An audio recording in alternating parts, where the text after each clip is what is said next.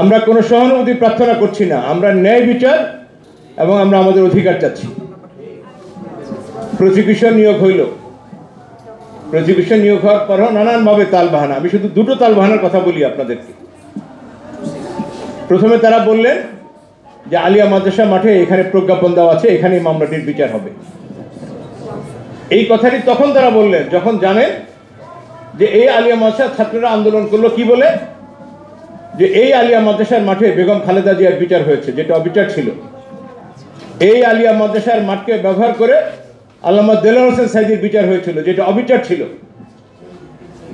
এই আলিয়া মাদ্রাসা মাঠকে ব্যবহার করে মুসলিম সম্পাদক মাহমুদুর রহমানের বিচার করা হয়েছিল, যেটা অবিচার ছিল। এবং সর্বতভাবে এই নিরীহ নির্দোষ বিডিআর সদস্যদের বিচার করা হয়েছিল। সো এই প্রেমিসিসকে, আমাদের এই পুত পবিত্র আলিয়া মাদ্রাসার মাঠকে আমরা আর কোনো অন্যায় কাজে ব্যবহার করতে দিতে পারি না। সরকারের সকল গোয়েন্দা সংস্থার কাছে, সরকারের কাছে এই তথ্যটি পরিষ্কার ছিল। এই তথ্যটি পরিষ্কার থাকা সত্ত্বেও তারা আলিয়া মাদ্রাসার মাঠকে নির্বাচন করলেন, পূর্বের প্রজ্ঞাপনটাকে বহাল রাখলেন।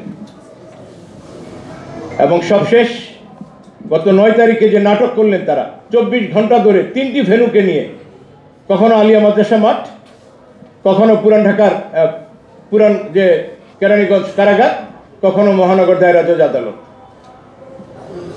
সব নাটকের অবসান হলো কিভাবে? তারা এখানে আসলেন, তারা এসে প্রসিকিউশন আসলেন, বিজ্ঞ আদালত আসলেন, জজ সাহেব আসলেন, এসে দেখলেন যে সব পুড়িয়ে দেওয়া হয়েছে। অবস্থাটা যেন এমন, ওনারা আসমান থেকে নেমেছেন। তার আগের রাত্রিতে এটিতে আগুন জ্বালিয়ে দেওয়া হয়েছিল, যেটুকু অবশিষ্ট ছিল স্ট্রাকচার সেটুকু ধ্বংস করে দেওয়া হয়েছে। ফায়ার সার্ভিস এসে আগুন নিভিয়েছে, ওনারা টের পাননি। এই কাতুকুতু পেতে ওনাদেরকে অনেক সময় লাগলো। 19 তারিখ আরেকটি তারিখ নির্ধারণ করেছেন। আজকের এখানে দাঁড়িয়ে একজন আইনের ছাত্র হিসেবে আমি খুব কঠিন ভাষায় বলছি, আমরা এই মামলা এবং এই রায়ের কোনো ধার ধারি না। আইনের কাছে 3টি চরিত্র আছে, 3টি কমপক্ষে 4টি উপাদান আছে। 4টি উপাদানের যে কোনো একটি উপাদানকে ইউজ করে সরকার আজকে এই মুহূর্তেই বিডিআরে যারা ভেতরে আছেন কথিত দণ্ডের মাধ্যমে তাদের সকলকে মুক্ত করে দিতে পারেন। কেন মুক্ত করে দেওয়ার কথা আমরা বলছি?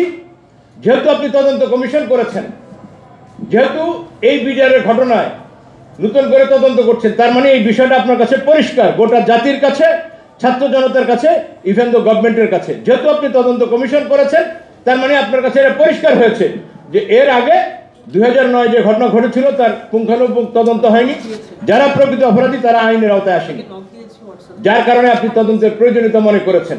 যে বিচার হয়েছিল সেই ক্যাঙ্গারু আদালতের বিচারকে আপনি মেনে নিতে, এই জনগণ মেনে না নেওয়ার কারণে আপনি নতুন করে তদন্ত কমিশন করছেন। যদি নতুন করে তদন্ত কমিশনই করবেন, তাহলে পুরনো যারা আছে একটি ভুল রায়ের মাধ্যমে, ভুল আদেশের মাধ্যমে যারা ভেতরে আছে, আইনের স্বাভাবিক পরিণতি হচ্ছে, জেনারেল কনসিকুয়েন্স হচ্ছে তাদেরকে আপনি ফ্রি করে দেবেন। যদি না নতুন করে তদন্তে আবার তারা আসেন, এই আসামিদের কোনো অংশ, কোনো ব্যক্তি অথবা অনেকজন যদি আবার চলে আসে, তারা আবার আইনের আওতায় আসবেন, তারা আইনকে মোকাবেলা করবেন। কিন্তু যতক্ষণ পর্যন্ত নতুন তদন্ত কমিশনের তদন্ত রিপোর্ট না আসবে এবং কোনো একটি আদালত এটাকে আমলে না নেবেন, ততক্ষণ পর্যন্ত এই আসামিরা খালাস পাবেন, ফ্রি থাকবেন। এটি হচ্ছে আইনের বিধান। প্রশ্ন হচ্ছে রেফারেন্সটা কি? 21 আগস্ট গ্রেনেড হামলা মামলায় জজমিয়ার নাটকের কথা আপনাদের নিশ্চয়ই মনে আছে। সেখানে এমনি একটি বিচার, অনেক দূর, প্রায় 61 জন সাক্ষী হয়ে গেছে। এরপরে যখন আবার তদন্তের জন্য গিয়েছে, ওই মামলায় ওই সময় যারা ভেতরে ছিলেন তাদের সবাইকে জামিনে মুক্তি দেওয়া হয়েছে। দুর্ভাগ্য এদের কেউই আর নতুন করে তদন্তে আসেনি। যারা খালাস অব্যাহতি পেয়েছিলেন, জামিন পেয়েছিলেন, তাদের করে নতুন করে আইন মোকাবেলা করতে হয়নি। কিবরিয়া সাহেবের কথা মনে আছে, এস.এম. কিবরিয়া অর্থমন্ত্রী ছিলেন, যিনি খুন হয়েছিলেন। তার মামলায় দ্রুত বিচারে যেটা চলমান ছিল, একই প্রক্রিয়া হয়েছে। বলছিলাম এটাই হচ্ছে আইনের স্বাভাবিক প্রক্রিয়া, কিন্তু সেই স্বাভাবিক প্রক্রিয়া এই 5 মাসে আমরা দেখলাম না। সঙ্গত কারণে আমরা এখন আইনের আরো অধিকতর সুবিধার কথা বলছি। নাম্বার 1, আপনারা বেগম খালেদা জিয়াকে মুক্তি দিয়েছেন। মুক্তিটা পাওয়া তার অধিকার ছিল। কিতে দিয়েছেন? সিআরপিসির 401-কে ইউজ করে দিয়েছেন। ফৌজদারি কার্যবিধির 401 ধারাকে ব্যবহার করেছেন, দণ্ড স্থগিত করে তাকে মুক্তি দিয়েছেন। এই বিডিআর সদস্যদের ওই কথিত দণ্ড আজকে স্থগিত করে আজকে মুক্তি দেওয়ার সুযোগ আপনাদের আছে। সংবিধানের আর্টিকেল 49, যে কোনো সময় রাষ্ট্রপতি এই 49-কে ইউজ করে আজকে যারা ভেতরে আছেন, যে কথিত দণ্ডের অধীনে তারা জেল ভোগ করছেন, তাদেরকে মুক্তি দিয়ে দিতে পারেন স্থগিত করে। এই কথিত দণ্ড স্থগিত ততক্ষণ পর্যন্ত করবেন যতক্ষণ পর্যন্ত নতুন তদন্ত কমিশনের তদন্ত রিপোর্ট না আসবে। ততক্ষণ পর্যন্ত এদেরকে এই সাজাগুলো যেগুলো জাল ছিল সেই তথাকথিত সাজাকে স্থগিত করে তাদেরকে মুক্তি দিয়ে দিতে পারেন। অনেক রাস্তা আছে, আরো একটি রাস্তা আছে, সেটি হচ্ছে 494।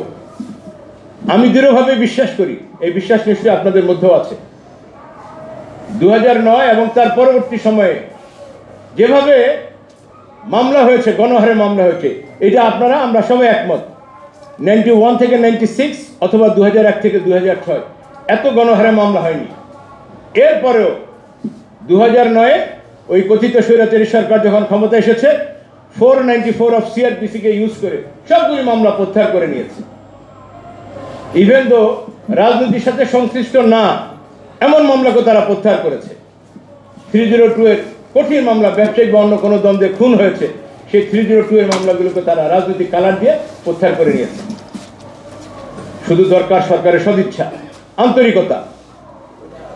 আপনারা আজকে আন্দোলনের ফসল ভোগ করছেন, সুবিধা নিচ্ছেন, আর এই আন্দোলন যাদের কাতুকুতুতে হইল, যাদের আন্দোলনে রক্তঘাম ঝরল, তাদের সেন্টিমেন্টকে আপনারা বহন করছেন না। আইন পরিষ্কার, দয়া করে আইনের দোহাই দিবেন না, দয়া করে আইনের দোহাই দিবেন না। আইন আপনাদেরকে অনেকগুলো রাস্তা ওপেন করে দিয়েছে। You can enter in any way, যে কোনো একটি রাস্তায় আপনি প্রবেশ করতে পারেন। আর্টিকেল 49 ইউজ করতে পারেন, CRPC-র 401 ইউজ করতে পারেন, CRPC-র 494 ইউজ করতে পারেন। যদি সবগুলো রাস্তা আপনি মনে করেন বন্ধ, তাহলে আজকের যে অবস্থা আছে, এখানে আমি একটি কথা স্মরণ করিয়ে দিই। কথায় কথায় অনেকে বলে থাকেন, কোর্টও আমি দু একজনকে শুনেছি শব্দটি উচ্চারণ করতে, কি যে হত্যা মামলাটি এখন অ্যাপিলেট ডিভিশনে পেন্ডিং আছে। হত্যা মামলাটি এখন অ্যাপিলেট ডিভিশনে পেন্ডিং আছে। অ্যাপিলেট ডিভিশনে পেন্ডিং আছে এমন মামলায় বহু নজির আছে। লক্ষ্মীপুরের পৌরসভার মেয়র ছিল তাহের সাহেব, তার পুত্রকে আপনারা ছেড়ে দিয়েছেন এই আর্টিকেলকে ব্যবহার করে। ফরিদপুরের সেই সন্ত্রাসীদের নাম আর নাই বললাম, তাদেরকে আমরা ছেড়ে দিয়েছিলেন। সো আমি আবারও বলছি, আইনের কথা বলে আমাদেরকে আর গ্রামের ভাষায় বলছি, আমাদেরকে আর হাইকোর্ট দেখাবেন না, সুপ্রিম কোর্ট দেখাবেন না।